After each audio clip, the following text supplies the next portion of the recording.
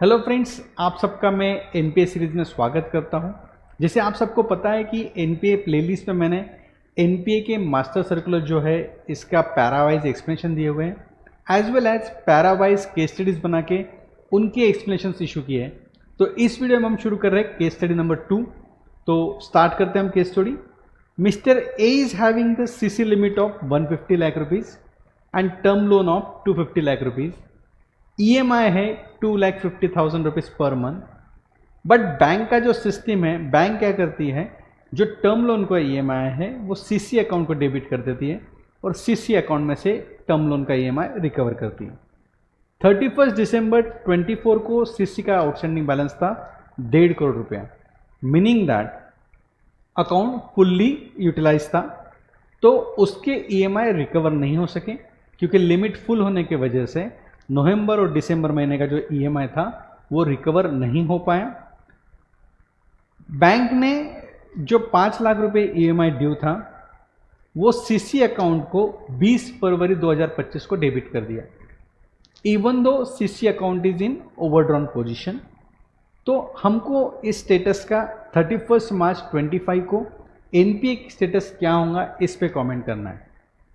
अगर हम just RBI का जो मास्टर सर्कुलर है उसके नॉर्म्स को अगर रिव्यू करते हैं तो CC अकाउंट की अगर बात करूं मैं तो 1.5 करोड़ रुपया है CC अकाउंट में ट्रांजैक्शंस हुए हैं और CC अकाउंट ओवरड्रॉन है।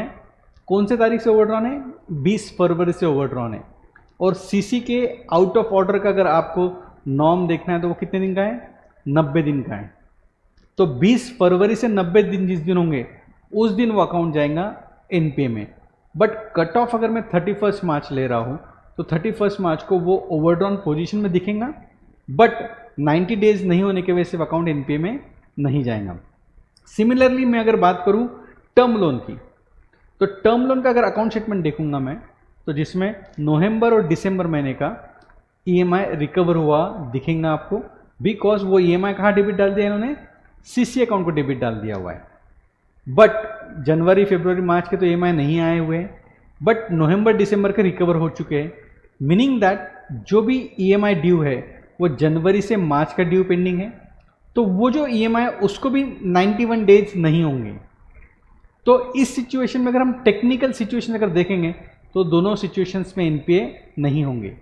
बट दोस्तों ये जो सिस्टम हुई है, बैंक ने यहाँ पे जो एक अरेंजमेंट करी है कि टर्म लोन का EMI CC अकाउंट को डेबिट डाल रहे हो, तो दोस्तों CC अकाउंट को टर्म लोन का EMI डेबिट नहीं होने को ना, अगर हो भी रहा है तो इमीडिएटली वो रिकवर होना चाहिए। तो यहाँ पे जो EMI ओवरड्रॉन पोजीशन में डाला हुआ है, अकाउंट ओवरड्रॉन था 20 फरवरी को, बैलेंस यूटिलाइज 1.5 करोड़ रुपये पूरा था, बैलेंस अवेलेबल नहीं था, फिर भी टर्म लोन का EMI डेबिट डाला हुआ है। तो टेक्निकली स्पीकिंग हम इसे कह सकते हैं कि ये हुआ एवरग्रीनिंग ऑफ द अकाउंट्स या फिर एडजस्टमेंट टाइप बता सकते हैं हम। तो यहाँ पे हमको एज अ ऑडिटर प्रिकॉशन ये लेनी है कि ये EMI CC अकाउंट को डेबिट नहीं हुए हैं, यही अपने को एक अजम्पशन लेके अकाउंट का स्टेटस फिर से रिव्यू करना पड़ेगा। मीनिंग दैट CC अकाउंट का बैलेंस 1.5 करोड़ रुपया है आपका आउटस्टैंडिंग, ये जो डेबिट डाला हुआ ओवरड्रॉन पोजीशन में, अगर ये डेबिट नहीं होता तो टर्म लोन का जो EMI है नवंबर और दिसंबर महीने के वो अनरिकवर्ड दिखते थे। तो टर्म लोन अकाउंट आपका 31 मार्च को NPA कैटेगरी में जाएगा। और similarly once term loan is in NPA category, आपका CC अकाउंट भी NPA में जाएगा। मीनिंग दैट यहाँ पे नटसेल में हमको समझने की ज़रूरत है, टर्म लोन के जो इंस्टॉलमेंट्स है जनरली आपके करंट अकाउंट या फिर सेविंग अकाउंट से रिकवर होना चाहिए था, बट बैंक ने CC अकाउंट में डेबिट डाला हुआ है। अगर CC अकाउंट में अगर अवेलेबल बैलेंस नहीं है, सामने रियलाइजेशन नहीं आ रहा है, तो वो अकाउंट में डेबिट नहीं होने को ना। यहाँ पे बैंक ने ओवरड्रॉन पोजीशन में EMI डेबिट डाले हुए बैंक तुम्हारे CC अकाउंट को, this is not permissible transaction.